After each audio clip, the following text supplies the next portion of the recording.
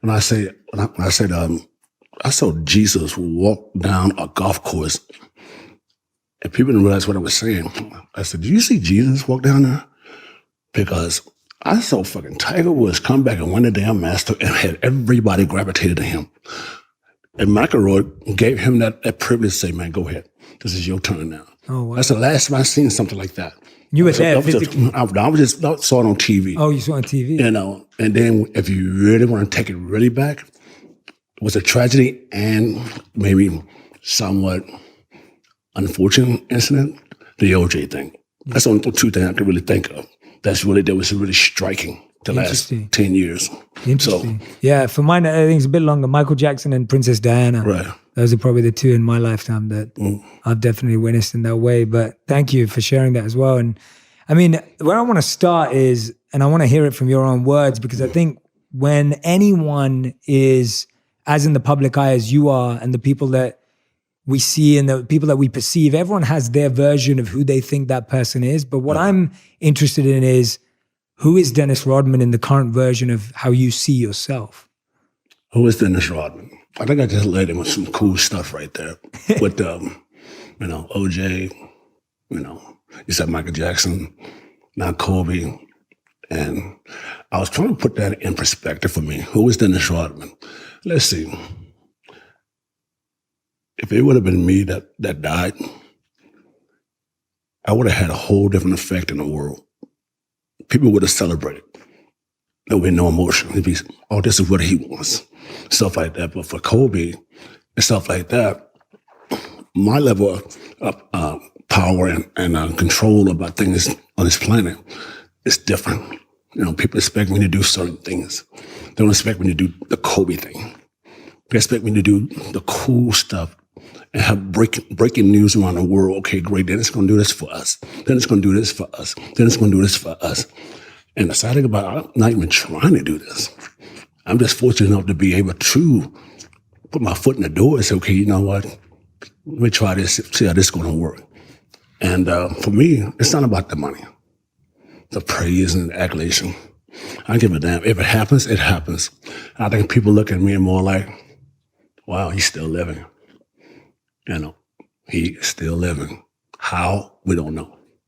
But for me, I understand that I can persevere in certain tragedies, certain madness, and people look at me such a creative and a weird light, and it's very difficult to explain who I really am. In the beginning, I was such more like a diverse individual, but now it's more like people expect me to do something great, to do something really big. If I did something that's going to be really normal, he just looking for, some attention. If I do something really big, that's different. And that's where I'm at my love of my life right now. They want to see me do something really big again. Not because they saved my life or helped my life. It's more like, wow, it's unexpected for that guy to do it. Not the Kobe's, not the Michael Jordan, not the Tiger Woods, but me of all people. So I think that gives you a good light about me, right? Yeah, absolutely. And what does big mean to you? Like for you, when you think of doing something big for the world now and you feel like that's what's expected, but what does that mean to you?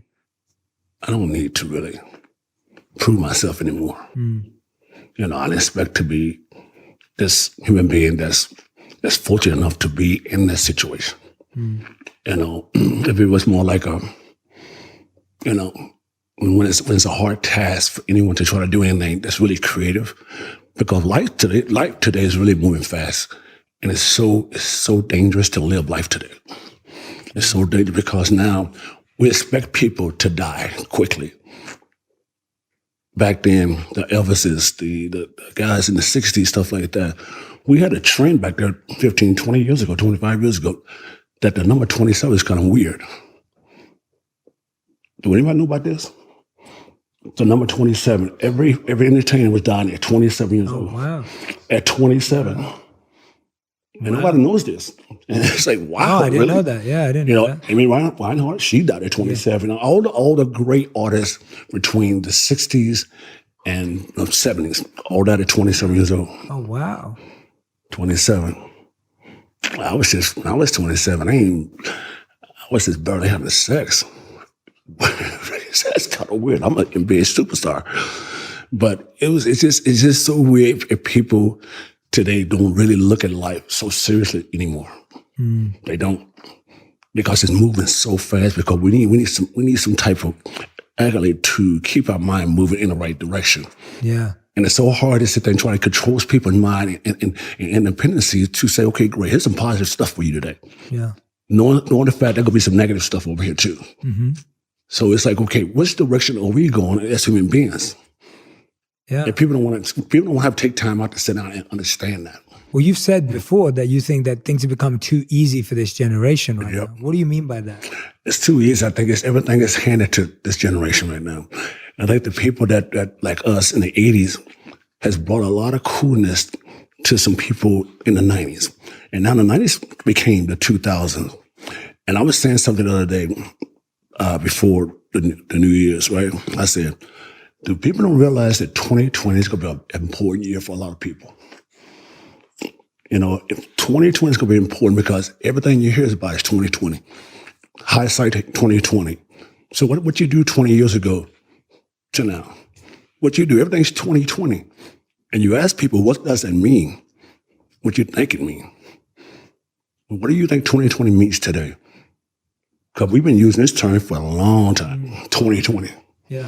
You know, you can go to an eye doctor. Oh, you got vision 2020, right? Well, hopefully people are going to find clarity. But we'll probably find clarity with that. But most of the time we get 10, 15, 20 and stuff like that. But I would say, but it's just at 2020, it's a significant part going to be this year, pretty much. And I just think that people should really take time out to think. Because the world is moving so fast right now. And like I said, we had a couple of tragedies this year, and it made us think for a minute. Yeah. And then it's going to happen to us again. Yeah. Next week, we're going to all slow this world down for a minute and open our eyes. Yeah. It can happen to us in this day and age. Because I see a lot of people in the 50s and 60s were doing so many hard drugs, so many stuff in the world, man. And you see these people still living today. Why is that? And you're seeing people inflicting themselves with pain and stuff like that. And I do it a lot. And that's why I'm surprised I'm still here. But everything is happening because we're inflicting all this negativity in our lives. And we expect people to come and give us positivity, energy every day, like this right here. Just like this right here. You do it for a living, right? And I don't want to insult you or anything like that. But I don't know who in the hell you are. I'm being honest. I have no clue who you are. But these guys gave me some information that the fact that you must got a powerful voice. And that's why I'm here, to share my voice with you. I'm grateful for that, man. And I have no issue with you not knowing who I am. It's actually a beautiful thing. I didn't have no clue. I said, but I just heard so many good things since I walked up here. And it's like, wow, he's that good because you're only 32 years old. Yeah, man. I'm just very grateful that I met a lot of amazing people when I was young.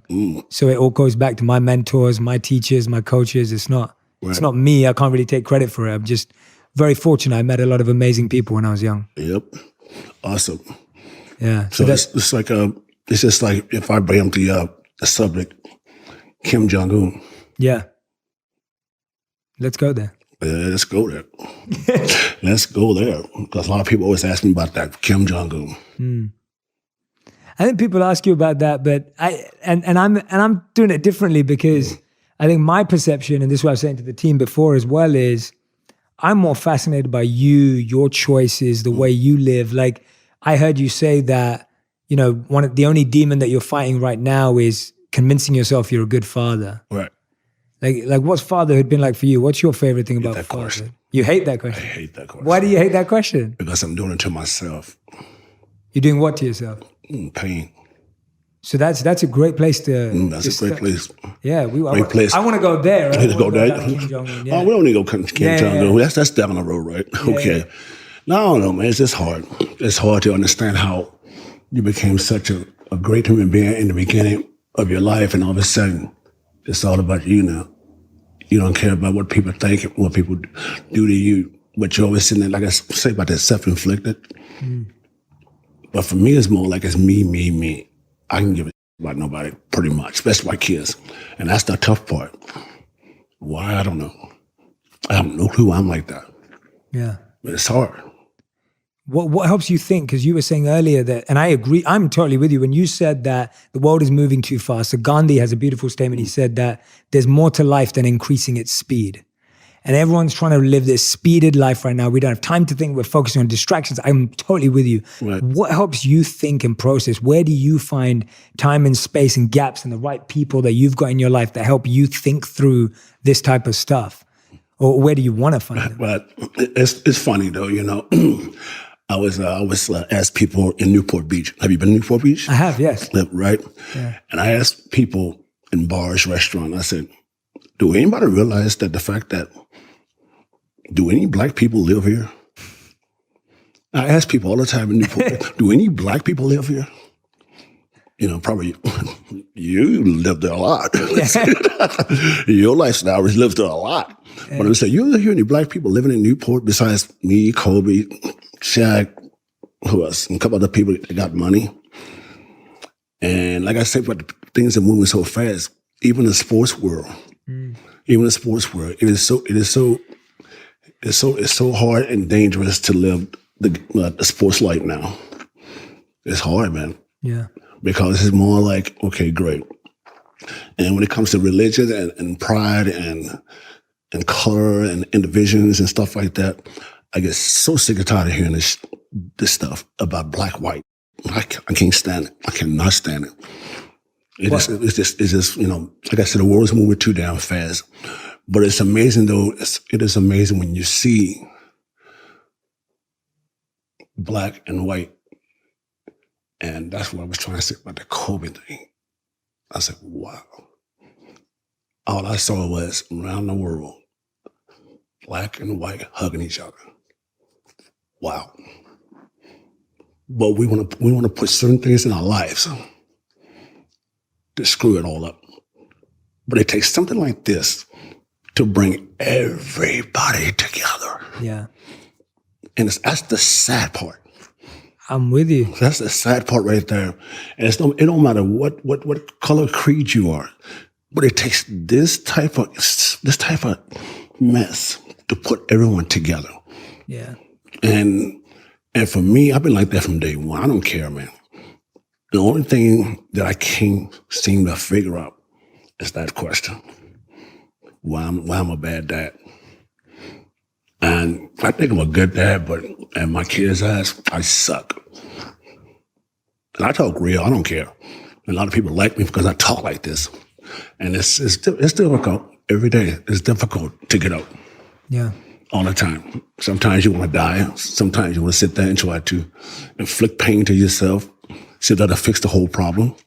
But for me, it don't seem like that's working either. Yeah. But for me, I think I need someone, maybe my kids, to sit me down and say, hey, pay attention. It's not all about you every day. I think that's what key I think I need right there. Wow. I'm going to see if that's going to open the door in my eyes and say, okay, great, let me pay attention to my kids finally. Wow. So.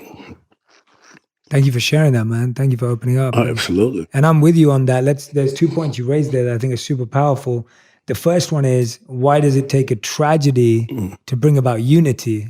Yeah. And I actually went and did a few mini docs last year where we went and focused on areas in the US that had gone through tragedy. So like the hurricane in Houston, and we looked at some of the shootings that happened in Orlando. And because of that, so many communities that were initially against each other actually came together. Right. And that's exactly the question we were asking. Right. And sometimes it's the same for us, like what you're sharing, like sometimes it's the same for us. Like, unfortunately, sometimes until we experience deep pain, we don't feel forced to change. And I'm sure you've experienced that in your life where deep pain brought about big changes in your life. Yeah, that right there is a good statement. That's a great statement. I think the deep pain for me has really elevated my whole life as far as thinking. You know, Sometimes I understand it, but sometimes I don't understand it.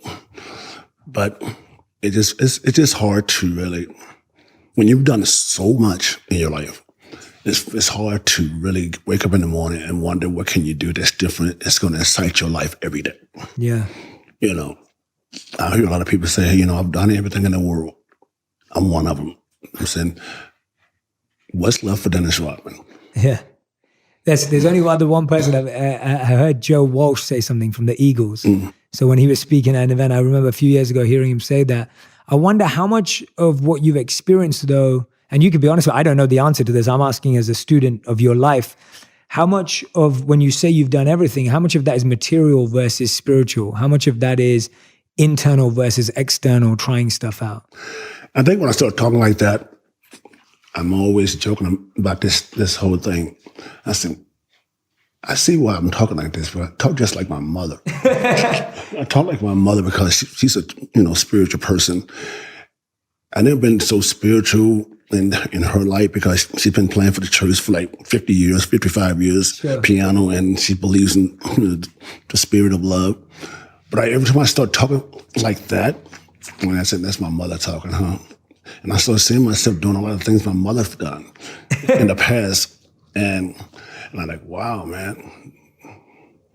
And it puts a smile on my face when I start thinking about her. Yeah. Because she's like a lot of mothers around the world. They've been through a hard stretch in their lives, in the 40s, the 50s, 60s, and now things are easier. But for me, I just think that, God, man, I just look at a whole lot of cool things that's happened in my life and see what can I do to bring it forward in this light. I'm trying to, like this year, I'm trying to do something in 2020. I want to do something about ask 20 people, 20 questions, and focus on the last 20 years of your life and show me hindsight 2020 in your life. I love that. In your life, on 20 people, 20 questions, doing 20 years. 20 years, give me 20 years of your life right here. That's a great idea. That's it. 20 years of your life. Show us your life. And see, I don't care what it is, what generation, whatever this is. You could be 5 years old, and you could be 25 today. Show me 25 years, tell me 20 years of your life to this day. Wow. I like that. To this day. People are so fascinated by you. Who would be your 20 people that you're fascinated by? Like, right. I'm like you said, like you've done everything. Like, I'm fascinated to know who you would be fascinated by to ask that question to. I think that is the best idea I've heard all year. Well, that's a great idea. But I want to basically get 10 kids under the age of 10. Okay. On the age of 10, see what they would say. They weren't born 20 years ago. I want to hear what they say they would have been doing in the last 20 years. I want to hear that. Under the age of 10, I want to get 10 kids. They're going to be 5, 6, 7, 8, 9 years old. I want to ask those 10 kids because they don't give you the answer, something like, I wasn't born 20 years ago. But if you throw a question at kids today, especially that young, but you can work an iPhone, can you? You can sit there and do anything in the world with an iPhone. Huh? You can go to all these little secret compartments and stuff like that, but you can't tell me what you would do 20 years ago to now.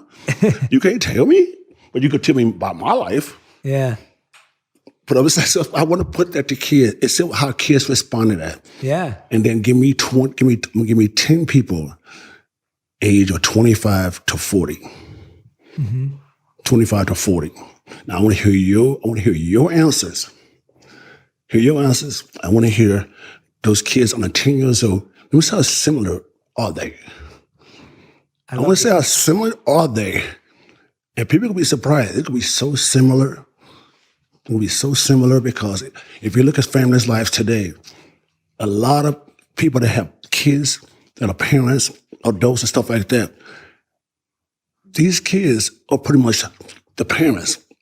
If you see people that are parents, these parents are walking behind the kids now. They're walking behind the kids. They listen to these kids. That's 5 to 10 years old. There's no control about anything in life today, but we do have self-control in certain areas of our life. Just like they say in China and Hong Kong, they got a different regime over there.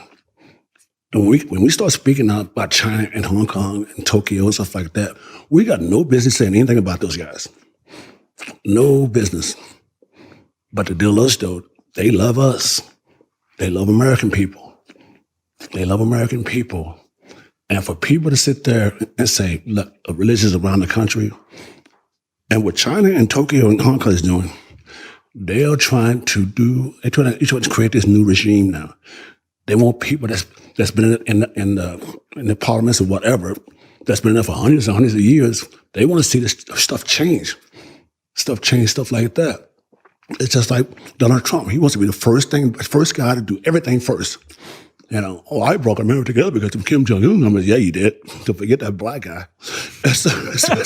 Don't forget that black guy did it first. Okay? So I'm just saying, but those things right there, people don't understand about life. I think you do, because I think you have a full religions about really cool stuff in your life at 32 years old. You say you're a Buddhist, right? So like stuff like that. But it's just a beautiful way to look at life through my eyes and through your eyes, and try to see some type of weakness and some type of a consistency as far as happiness and joy with people. I try my to see that. To see that. But it's difficult to see because too much negativity in people. People next door over here would sit there and tell you to get the hell away from me, quick. But I love that experiment, man. That's a great idea. I'm just saying, people would love to tell you get the hell away from them quick, right? But then when you go to an airport, people are so sad in airports. They're mad and they're sad. Mad and they're sad. You'll get more happiness in a hospital you do in an airport. Why do you think that is? I'm just saying, do you ever thought about stuff like that? You go to a hospital, you'll get more happiness there than you would get in the damn airport. Because again, it's when we're in that deep pain. Well, that deep pain and stuff like that. Everybody in the airport is so rushy. But you can't go anywhere unless that plane goes somewhere. Okay, so you sit here, You don't want to sit by next to somebody because if I sit next to them, I got to go sit there and wash my hands, sanitation stuff. And I'm like, okay, you know what? We're so diseased to people. I'm like, okay, great. So, boom. If you go to a hospital, at least people are crying for a reason.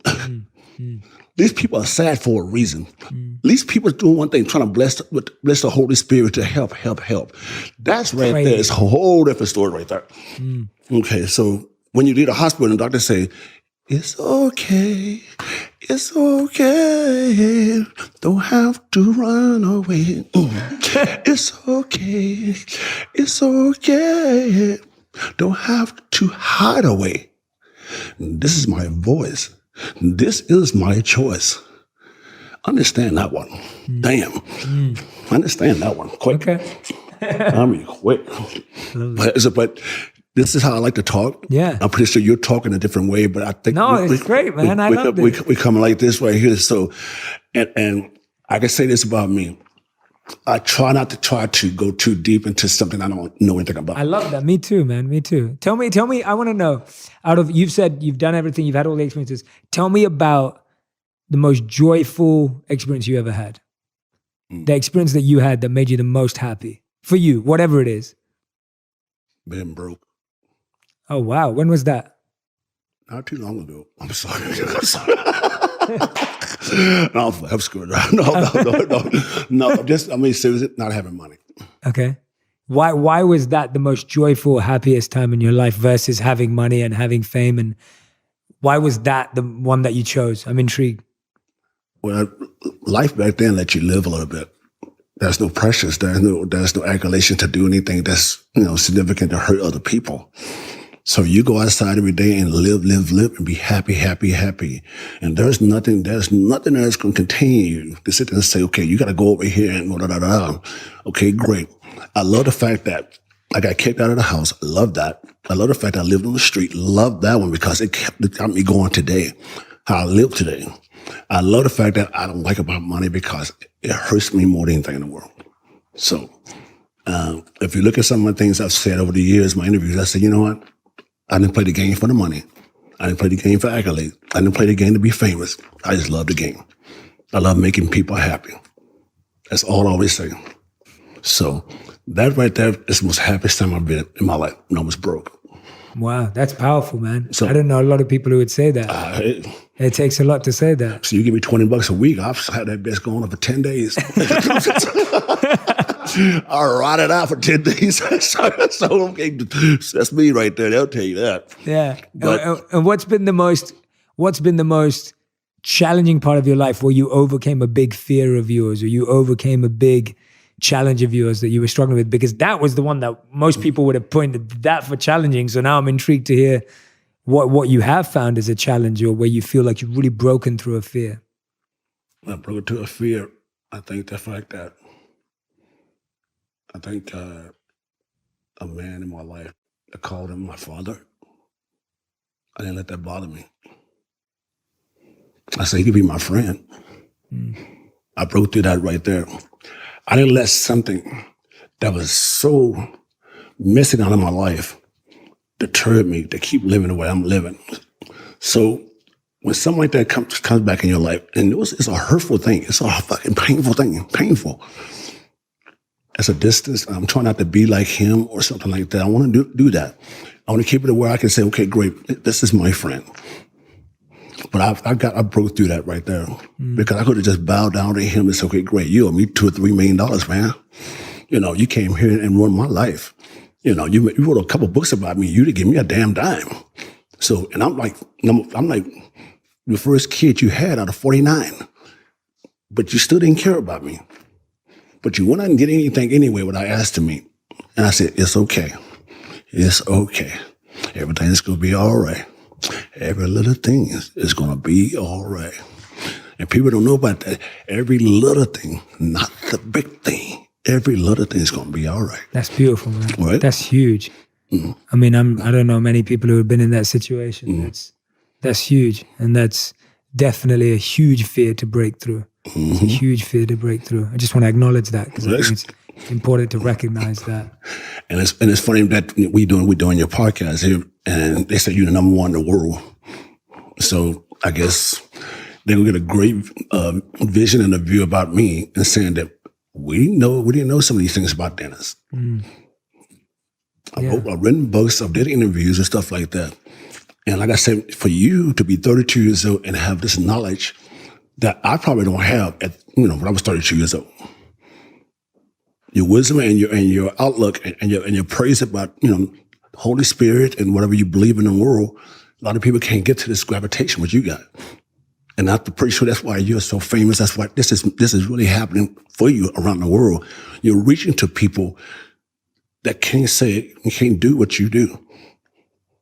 At 32 years old, bro. 32 years old.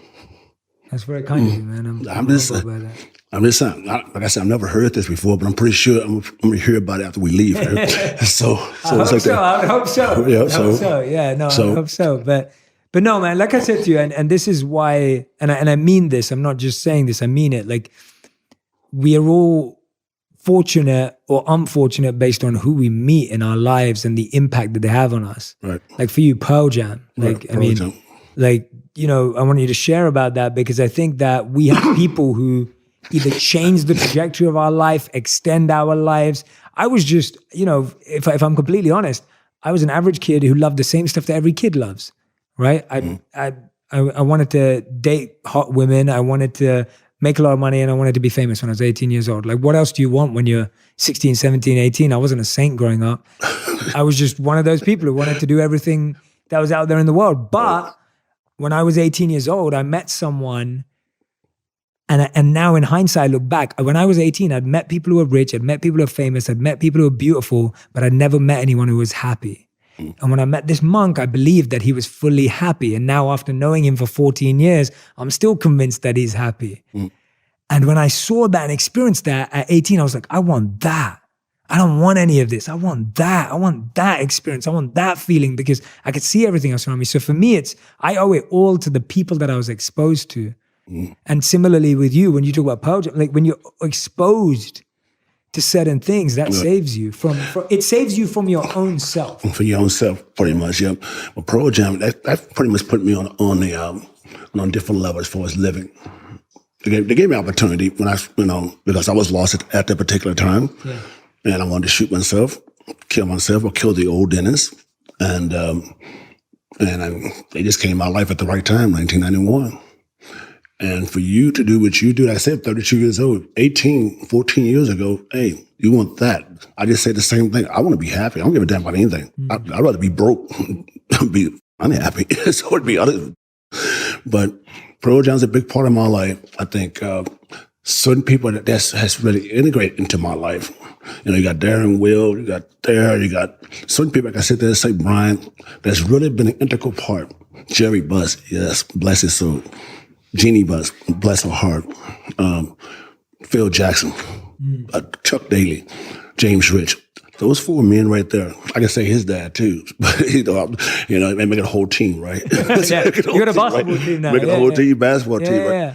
Well, you just pick certain people in your life, like as you said, you met this Mark, and I met people like that. Like I said, there's 4 or 5 people right there. I mean, literally right there. They actually changed my life in such a different way. I always say, if you put this in a blender, you have a great human being. Because they got different things, change the seasons, change your mind, change the way you think. But guess what? They still they go on that same path, you know, and always be right.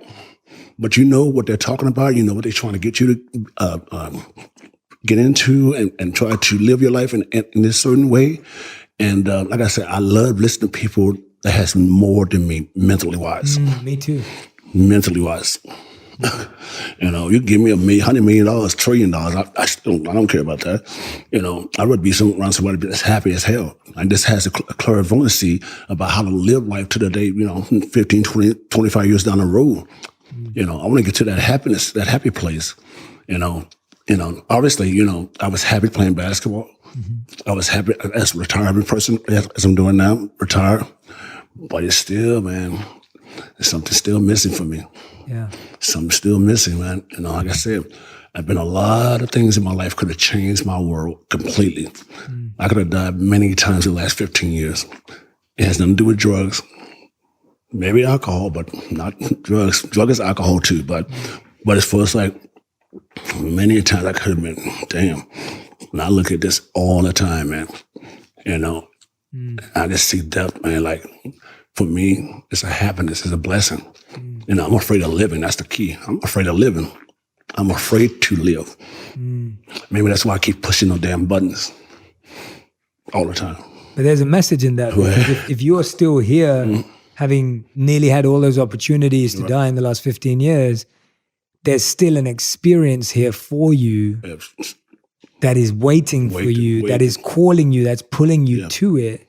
And in my opinion, it's an internal experience because, you know, whatever my opinion's worth, I really feel that external experiences and internal experiences, external ones are tangible, they're gross, you feel them, but the internal experiences take some time and because they're harder to see and we're not trained to see them, we can miss them sometimes. Right. You know, I see things on TV. He's going to laugh when I say this one. I was just saying straight out. Joe Osteen, I'm just going to have to say this now, man. Excuse me. I don't know. How happy can you get? I mean, how happy can you get? Yeah. And he's like, seemed like the most happiest creature on this planet. I mean, when he started speaking, oh, I can do this. I'm like, oh my God, right? Right? I'm like, damn. I'm like, well, how happy can you get? Is anyone in the world that damn happy? It depends how you... I'm speaking to all your people out there. Is anyone out there that's that damn happy that you have no trials and tribulations, that you need no help? Are you that damn happy every day? That would be if you define happiness as being free of trials, which is not true. Not true. And happiness not needing any help, which is not true. That's not true. How do you define happiness? I have to play this. You know, I try to spell it in different languages. I try to put it in backwards.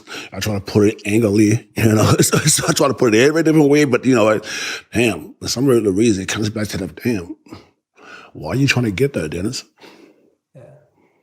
Why are you trying to get to this happy place? I don't know. Disneyland said the same thing. It's the happiest place on earth. Yeah. It's pretty close. It's the happiest place on earth. When you leave, you're miserable as hell. So it's like, okay, great. So I've been trying to look for happiness, man, for a long time. Yeah. And I got keys. I got keys in my pocket. some things work and some keys don't. Absolutely. So basically, I do have a key to open a door for my kids' life. I do have keys to open the door for people that need me. But I don't have a key to open the door to keep me, together. Wow. I don't. But it's around me. It's around me, man. Like I said, everyone needs help. I need help every day. Yeah, we all do. We need help every day, man. We all do. Yeah. Like I said, one of these days I'm going to sit down with my kids and have them tell me what's up. I think that's a great idea. Sit down, because a lot of people don't sit down with their kids and say, how you doing? What's up? No, okay, great. But I'm going to ask my kids to sit down, maybe in an interview, feel. They can be one of the 20 people. One of the 20 people. I'm going to hear what they have to say. But I'm saying, in general, I would love to ask them on TV so people can see what I've been saying here on TV and get my reaction. I love that. Why I won't do this. Why I won't take time out to express how much I love you so much. But I'm so afraid of the fact that if you tell me no, I hate you, Dad, I'm going to reject you. That's my only fear with that. So if you tell me something like that, I'll probably do something really bad. Speaking wise. Yeah. So I don't want to do that. But I would love my kids to sit down and ask me 3 questions about my life and about them. 3 questions. That's it. Yeah. So I want people to see what I've been saying for so many years and watch me see in my kids' eyes the pain they go through. Yeah. Well, I'm hoping that the way I'm hearing it from you is very sincere. Like the way I'm hearing it from you is like, you really want to learn. You really want to grow. Like I'm not hearing it from and I'm hoping that if your kids hear it in that tone, then their initial reaction may be what you think it may be. But after that, I think sincerity of intention, the way you're living it, this sincerity and genuineness of just wanting to know, I think that will help them actually tell you the truth.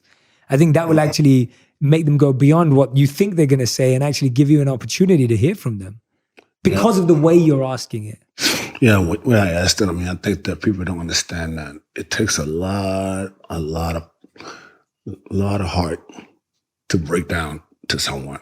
Oh, 100%. That takes the biggest courage. That's the biggest courage right there, to just let someone break you down for a day. Let them break you down for a day. Let me see to you. Let me see. Open up to me. It's okay to hurt. It's okay to cry. It's okay to have this pain. It's okay. And whenever I do get emotional, I love being happy afterwards, because I think I'm just cleansing, that day of just misery and pain. Yeah. And when I get emotional, I love it. I just start smiling. I start smiling when I do that. Yeah. And I'm pretty sure these 3 guys right here, these 2 guys right here, they left right there. Yeah. Pretty sure had a bet I'm going to get emotional today. I'd be quick. Yeah. But this is a good format for me. And people around the world understand how I am in life. You had Kobe, you had all the great people in the world on the show. A lot of people like Kobe, Tiger, or whoever you had on your show here. A lot of people try to outsmart people and try to outsmart themselves instead of looking in deep and say, you know what, man, I do have the ability to show a little light to the world. And like I said, it just took 41 years of somebody's life to realize how you stop the world like that quick. And that was insane. That's what said stop the world. And that's powerful. So I think this is going to be a good thing for people to see me when I, leave here today, go to Miami and stuff like that. Yeah. For the way you're going to probably express it afterwards and stuff like that. I think what I really appreciate, and I think we're living in a time now where what you just said, like, you sell yourself short when you outsmart yourself, right, and you sell other people short when you outsmart yourself. And people can tell when you're kind of outsmarting yourself. Right. So when you kind of put all that smarts out the way and you just go, I'm just going to be, right, and I'm just going to talk as if you're literally, I feel right now, I'm hearing your thoughts. You're not filtering them to me. No. You're not checking them. You're not like, oh, I can't say this. You're not like, oh, I should cut this out. Like, you're not filtering them. And I think people like hearing an unfiltered thought process because that's what it sounds like to be in any of our heads. Right. And so, and that's the same with me in this conversation that we're having. I'm also asking you my most unfiltered questions. Right. Because I'm just like, okay, we're going unfiltered. I'm unfiltered too. Like that's where we got to go. So my next question or next thought that I have is, out of all the experiences you had, what was the one that was crazy for you and that was surprising for you? Which one of your ventures or experiences that you took was the most surprising to yourself, not just to the world? The one that you think was the most extreme, the most crazy. And it could have been me and Kim Jong-un, but it could be anything. Right. What's extreme? I think the thing that you did that surprised yourself, that you were like, wow, I can't believe I did this. Like, because people think that of you. Well, I think the most surprising thing, I think a lot of people play this video more than anything for me. I think the fact that people saw an innocent guy come from Oklahoma and he let the most simple thing in the world touch him. And that video is so powerful. Just that video alone. It's when I was in the NBA and they say you won the defensive player of the year. That wasn't even no money. That was something like that for me to sit there and show the world how much emotional that I felt, the fact that these people gave me an opportunity and I'm not trying to fail these guys. And thank you for letting me be myself. Thank you guys. Thank you. And that wasn't about no money. It was just the fact that I got so emotional because I worked myself to do what I got to do. No, because I could have went to jail. I could have been a drug dealer. I could have did so many negative things in my life. But for some damn reason, somebody's got a hand on my damn shoulder every day. When I leave here, somebody's going to have a hand on my shoulder. So, and I just praise it all the time. I say, thank you. When I go home all the time, I say, thank you for letting me live, man. I'm not planning no gods and anything like that. I'm just whoever's around. Thank you for letting me live another day. Simple. And have you explored that a little bit, like in terms of like looked into like what you think is there for you, what's supporting you, like, because obviously that's very rare and special for you to feel that and experience that as extremely as you have. And you've always had a big heart. You've always had you're known as someone who has this immensely big heart. Where does that come from? Tell me where that. I have that right there. I don't think I've ever expressed that. Why do I have this heart that that's totally so big to people? And the same sense, it's so bad to people. The same sense, same damn category. It's like, damn, I got this heart that's so damn big, but damn, over here I'm so bad. It's like, and it reminds me of something that was cool, man. It reminds me of something that's cool. I think it's only been one man that's walked on this planet Earth. One man on this planet Earth. I don't think it was Jesus. I think it was Moses. And he went and parted the Red Sea. And he told, if you guys want to join me, come on, everybody's invited. Good or the bad or ugly, come on, everyone's invited. And he didn't say anything. He said, my hands and my heart is open for everybody. And then when you came down and gave you the 10 Commandments, until this day, do you realize those 10 Commandments, people do not even abide by those 10 Commandments? And that's a set of rules right there. We always try to teach our kids to try to be, contained in certain things in life. But if you look at the 10 Commandments, you look at this, just read them. If you ask anybody in the world, do you know the 10 Commandments? He said, what is that? What is it? I don't know, man. What is it? If you ask anybody what is the 10 Commandments, he can name all 10 Commandments. They say no. That's a good point. Seriously, they will say no. Matter of fact, have you seen a Bible? What does the Bible say to us? Kids don't know that. When did you get exposed to 10 Commandments in the Bible for you? Oh, 10 Commandments. I've been exposed to that since I was like, my God, 2, 3, 4, 5 years old. I went to church 3 times a day, 3 days a week, But it's just funny how when Moses said, I'm going to part the Red Sea, I would like to see somebody do that today. Somebody do that today. Part something that you've never seen before. Yeah. And I told you, I said, I've seen Tiger Woods do that last show for the Masters. Was that last year Masters? When he won the Masters? And everybody on the planet Earth, thousands of people were following him. You thought that was Black Jesus or Black Moses or God. And I've never seen them in the history of, since I've been living on this earth. They see one human being captivate the world in a happy way, even though he did a lot of crazy things, sexual, marital, kids, stuff like that. He turned it all around in one damn day. And people loved his ass. And all he did was curse something. That's all he did. But you saw people crying, you saw people laughing, you saw people doing one. That's what I'm saying. That's how powerful certain people in the world can do. That's how powerful people's minds can be. Just like that. If you think in a good light, sometimes, good love would happen to you. Your life will have a lot more shining than it does, a lot more meaning. So I just like looking at things like that really profound me, to keep me alive, keep me focused, keep me in a good light. So, are you that kind of person? Like, are you someone who looks back and thinks, I wish I could have done it differently? Or are you someone who thinks, I'm looking for a moment where I can kind of cleanse and let go now? Like, are you someone who looks forward or looks backwards? And what helps you push forward? I look at a lot of things, backwards to forward. I was looking at things the other day. I said, wow, that Kim Jong-un thing was really big, right? And it was really bad too. Tell us about that. Well, that's funny, huh? It was big. It became really bad. Then it became big again. That's the things I'm talking about right there. Right there. I'm one of the few people on this planet that can have that type of, say, power. One of the few people in the world. I can't do this right here. This is your thing, But I do things out there because now I'm trying to tell these guys, I say, hey, there is no way in the hell I can go out there and try to do this right here and people believe me at all. Yeah, we all have different superpowers. Right, superpower. I'm just saying, for me now, since I've been able to do these certain things around the country, people are looking for the next big thing from me. That next big thing from me. And I said to people, I said, you know what? I said, I'm going to tell you something.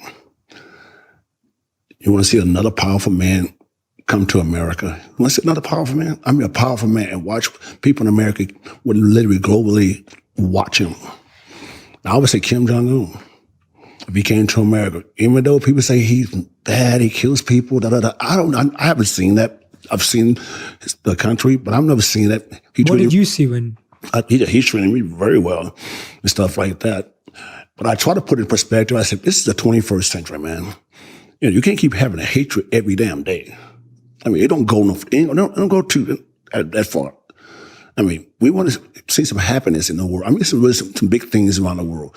We want to see Kim Jong-un, hey, man, come to my country. I love you guys come to my country. Hey, let's go to, South Korea. Oh, okay, great. President Moon. Oh, okay, great. Let's go over to Russia and get that guy a chance. Let's go over here to Tibet. Let's get this guy a chance. So, that's what I like right there, because either way, you go around this neighborhood, there's different cultures living with each other, man. Different cultures, just like your culture. I'm here talking to you. I love talking to you like this.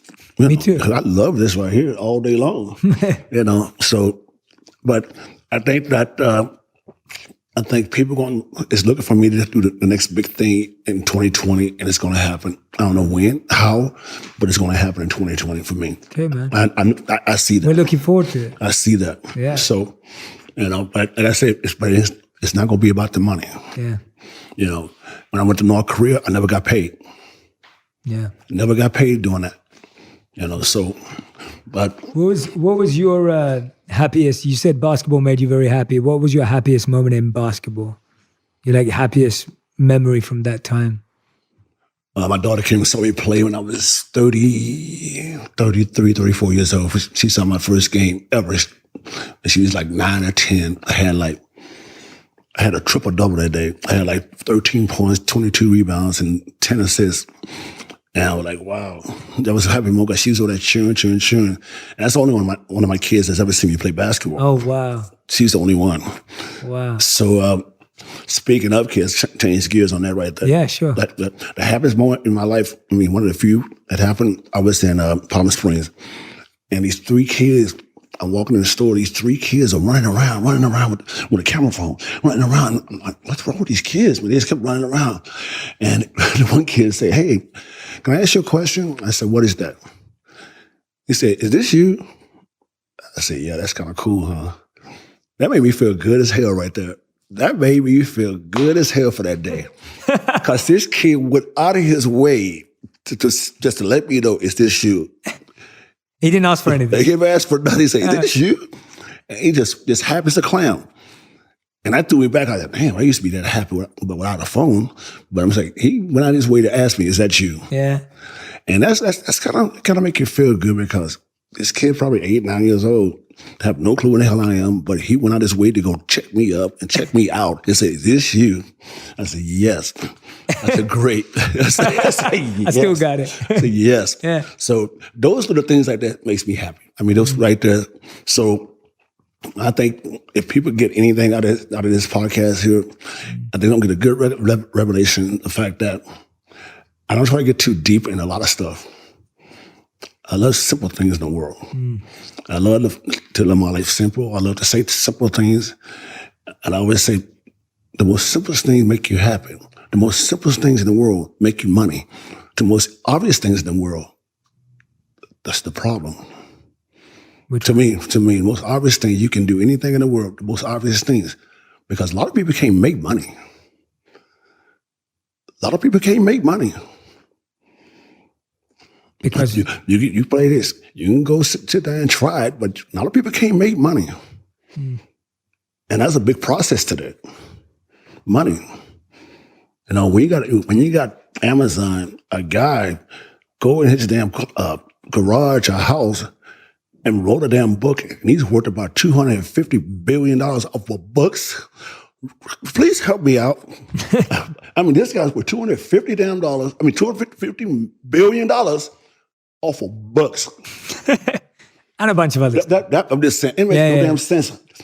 The most simple thing in the world. And these books are all about us in the world. He sold, pretty much I sold to the world so people can understand us. Wow. I'm just saying, off of books. Went from books to everything else. And it's funny though, man, you know, other people say, oh my God, he wrote his wife a $40 billion check and didn't care. I like what you said about the simple things. It's the simple things. I get that. Simple things, man. What was it about? What has it been for you in relationships and dating? What are the simple things there that were? God, it's dating. Let's go there. We all got that problem, right? We all got that problem. Dating's tough, and it's got tougher now with technology. And I say this with a great admiration to my community, the gay community. And they've been such a great supporter of me. You know, they asked me in 1993, they said, Dennis, if you came out and said that you was gay, I'll say, you know what, I've probably been the most happiest guy in the NBA. Damn, huh? Damn. Damn. Wow. And people don't even get that part, you know? And people look at me in that light. We've been talking the whole time about this light, stuff like that. If I would have said that I was gay, which I'm not gay, sorry, but my gay community supported me when I was dressed in women's clothes and doing drag shows and going to dress, stuff like that, I would probably have been the happiest guy in the world in the NBA. Happiest guy in the world. Just because the community that I love the most is the gay community. They don't show no filter about anything. They love living life. They love living life. So you know, it's funny though. People say, oh, he's gay. So whatever. You know, people expect me to be gay. People expect me to do all these things in the world, man. All these things in the world. All of them. Just because you expressed yourself. You express myself. You expressed yourself, which gave everyone permission to express themselves. I gave people permission years ago, 1993, 94, 95, in San Antonio, to understand this guy, Dennis Rodman. Because back then, I wasn't even acting out. I was just more like just showing this the real Dennis Rodman, the life of Dennis Rodman, stuff like that. And people started to gravitate that around the world. I mean, live it around the world. And now today, that's what we talked about. What is the big things you want to do in your life? I've done it. I've created an image in the sports world that people are praising. The tattoos, independency, you can say what you want to say, but don't hurt nobody. Do everything in the world in sports. I've done everything in the world in sports people didn't think I can do. But everybody's taking credit for it, which I don't care. I don't care. I don't care who takes credit, as long as everybody's happy. And I do get pissed off at professional athletes. So are you guys going to understand what I'm saying? You make all this damn money, and you're making $40, $50, $60 million. But for some reason, you ain't helping a soul around the world. And I'm saying this to every athlete on the planet. And I wrote a book and saying something, this whole thing I'm just saying now. I said, what's the one thing about the playing sports in the NBA, playing basketball in the NBA? I said, 50% is money and 50% sex. Just like that. And it's true. So nothing bad about that. That's what life is all about, especially in the sports world. Well, for athletes in the world, the Super Bowl, All-Star game, stuff like that. I get mad, man, at this stuff. I don't care how much money they make. But it's not like they're trying to give back. Like LeBron, Kobe, stuff like that. They give us a lot of give back. Yeah. They give back. But people that's making all that money, man, $40, $50 million a year, to hear you complain about what? Complain about what? Oh, I don't want to be with this person. I don't want to play with this team. I don't give a damn. Because you forgot who you were now. You forgot who you were now. You came in here when you got drafted. Anyone got drafted, you was all emotional. Oh, fucking, I'm in the NBA. Now you're making $50 million. Oh, screw this guy. Really? Wait a minute. What happened to that guy? What happened to all this, that human side of us? What happened to it? It's gone. That's why I said the world, life is moving so damn fast. Have you ever said this to some of the players or people that you know? They're going to hear it now. Yeah. They're going to hear it now. Yeah. If you like it or not, I don't care. Yeah, but I'm just saying, these are things when you go around the board and try to explain to people that live out there and understand life in general, just life in general. So your soul is probably in a great place after 14 years. Your soul is probably right there where a lot of people needs to be. At 58 years old, going on 59, I need to try to get on that path, to try to have some type of happy, fine line about Dennis Rodman. I've been going around the board by talking about this person, these people, how I am, stuff like that. But I'm out here trying to reach, trying to find which door is open for me to go in to say, hey, Yeah. So, but for me to keep talking about it over and over, I just can't. It's kind of hard sometimes because, I'm sitting here, repeating myself about the same thing, and it's like, but you understand? People understand what I'm saying. Absolutely, people understand what I'm saying. I mean, if I'm completely honest, this is what I said to you before that when I'm speaking to you, because you're so unfiltered. When I'm hearing you talk, that's kind of like how everyone's mind sounds. Like our mind repeats stuff every single day. Our mind keeps the same story going on like a broken record but it's like that's how we process stuff. We process stuff when we sit with it, when we think about it, when we still ourselves. We process it when we let it. Most of us go, I can't think the same thought again because then I'm crazy. I can't say the same.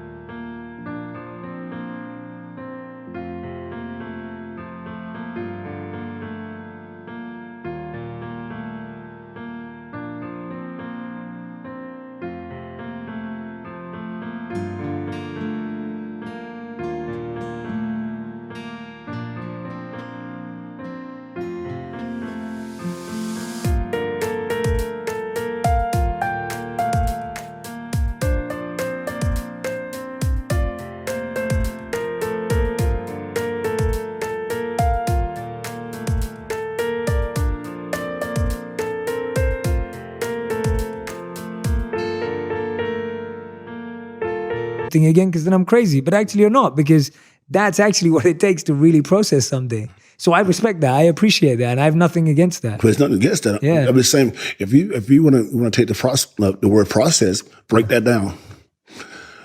Break process down for me. The process of thinking? No, I want to play this. Break down the word process. The word process for me is a series of steps that help you get from A to B, whatever that A or B is for you. So for me, a thinking process is a process that helps you step by step break down your thoughts so that you're happy with your thoughts at the end of them, or you have a thought that is useful and insightful that you can do something with.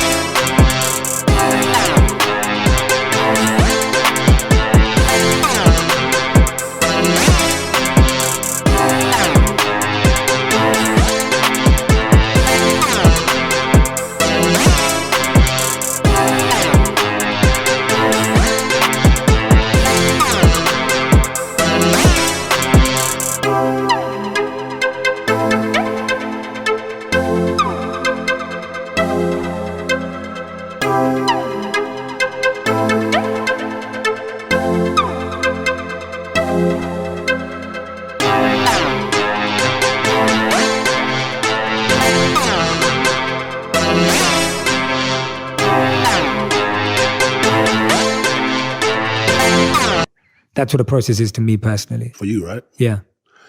As a 10-year-old, the same thing. I think they'll say something different. No. Why? As a 10-year-old, just one day, just as a 10-year-old, can you break down process? Yeah. The first thing you're going to do, you get on the phone. Oh, process. They're going to sit there and just break that down real quick to you. They're going to say, oh, look at process. Oh, look, there it is. Oh, okay, great. It's a process of, I don't know, I'll say, well, okay, great. So basically, that's your process. But a 10-year-old, hey, man, they got different process, right? Yeah. And stuff like that. But you didn't get that at home. You said, oh, you break down process. That's just my thought process. Give Yeah. me a 10-year-old.